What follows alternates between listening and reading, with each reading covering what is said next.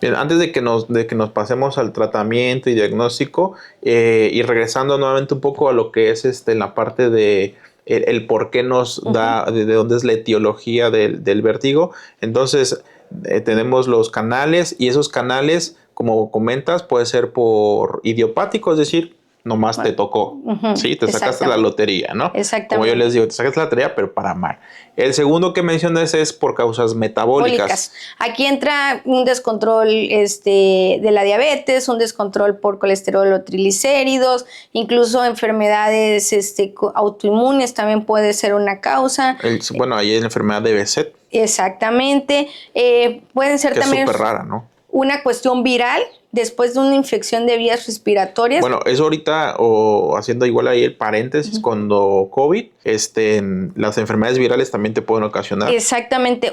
Así que ese virus llega a la porción interna del oído, a estos canales, y provoca el desplazamiento de estas partículas.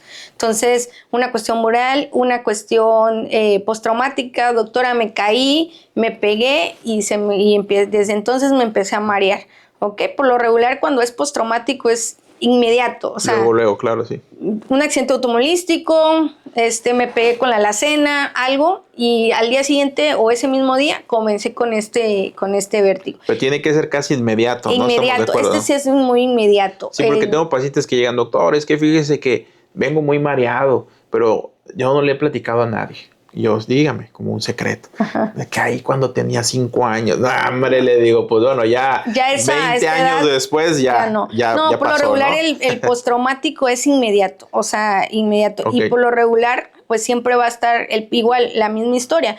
De este lado me golpeé y de este lado es que yo me acuesto y me mareo. Bien. Entonces, hablando en cuanto a las metabólicas, que es lo que normalmente veo yo un poquito más, es el diabético, el hipertenso, dislipidemia, estas enfermedades crónico-degenerativas, ¿no? ¿Qué es lo que sucede? Hay una degeneración, se rompe la parte microvascular. Hay varias teorías. Una es una isquemia de estas partículas, incluso.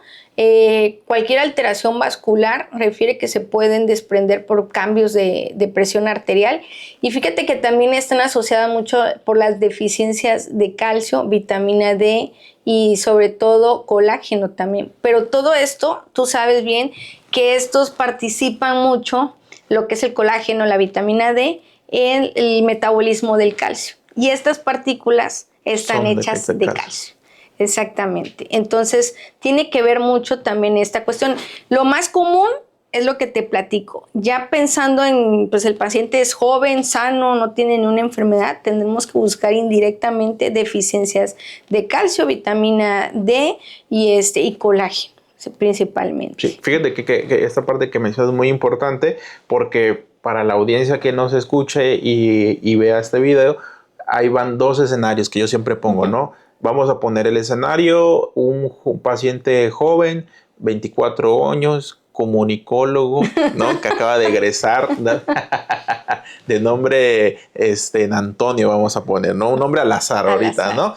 Y tenemos, porque no es diabético, no es hipertenso, evidentemente, no tiene comorbilidades como tal. Y vamos a poner otro paciente adulto mayor, digamos 54 años, que sea diabético como única enfermedad, y los dos llegan a la consulta diferente día, digamos, o el mismo día, y vienen con vértigo. Entonces, tú cuando llegas y los abordas, ¿cuál sería el diagnóstico más sugerente de manera inicial y por qué pensarías esto y eso? ¿Cómo es ese abordaje?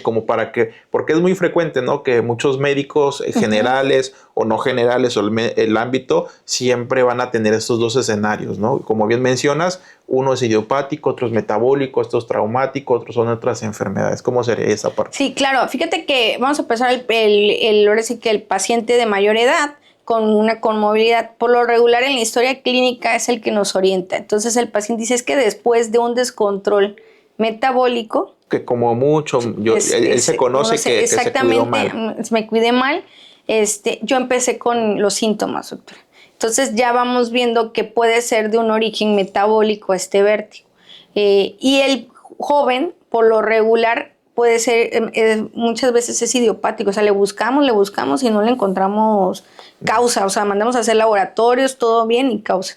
Y está descrito un porcentaje de pacientes que, como tú dijiste hace rato, le tocó. Pero el abordaje ahí, el pronóstico es si va a cambiar diferente, exactamente, porque el paciente de mayor edad puede que me cueste más trabajo quitarle ese vértigo que al joven. Sí, y claro. Sí tiene que ver mucho también con la cuestión de la degeneración. Lo que estamos platicando, que si el paciente ya tiene antecedentes crónicos, pues hay una degeneración del colágeno, etcétera. Exactamente. Oye, y el mismo escenario del paciente adulto mayor, pero que él, ¿sabe qué, doctor? Porque también sucede, no todos los pacientes son malos y muchos se cuidan. Yo tengo mi consulta con el médico internista, con mi cardiólogo, el diabetólogo, hemoglobina glucosilada correcta, presión arterial correcta. Sí, que está bien controlado por todo. Pero viene con vértigo. Sí, ocurre, o sea, también ocurre. Y ahí sí pensamos en una cuestión a lo mejor de deficiencia de ciertos elementos, o también podemos pensar en algo microvascular. O infecciones, por ejemplo, ¿no? Que es una parte muy frecuente. Hace ratito comentabas con el COVID, hubo un aumento, en la cuestión de la pandemia, hubo un aumento de vértigos de origen viral. Entonces, ¿por qué? Porque el COVID obviamente sí dañó ciertas estructuras. Todo el cuerpo, ¿no? Y creo que eso no fue la excepción, ¿no? Exactamente, no se fue. Entonces, el paciente refería, me dio COVID, doctora, pasé el periodo de los 14 días y al día siguiente me mareó. Entonces sí también es muy importante preguntar enfermedades virales porque, bueno, más que nada lo que es situación de... Muchas veces el paciente dice, no, pues no tengo ningún antecedente, y ya indirectamente empezamos a platicar y ya se acuerdan que hubo alguna gripita que a lo mejor no se trataron, y eso nos puede justificar por qué pasa este tipo de vértigos. Por ejemplo, diarrea. Las infecciones gastrointestinales son una menor cantidad. No están como tanto reportadas que pueden ocurrir un vértigo de una infección gastrointestinal a una cuestión de vías aéreas.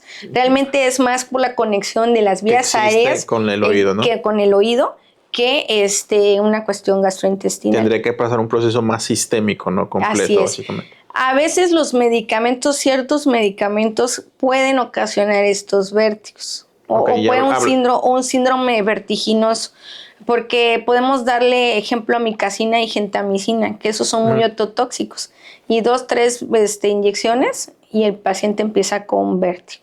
Entonces realmente no tanto es la infección, sino los medicamentos.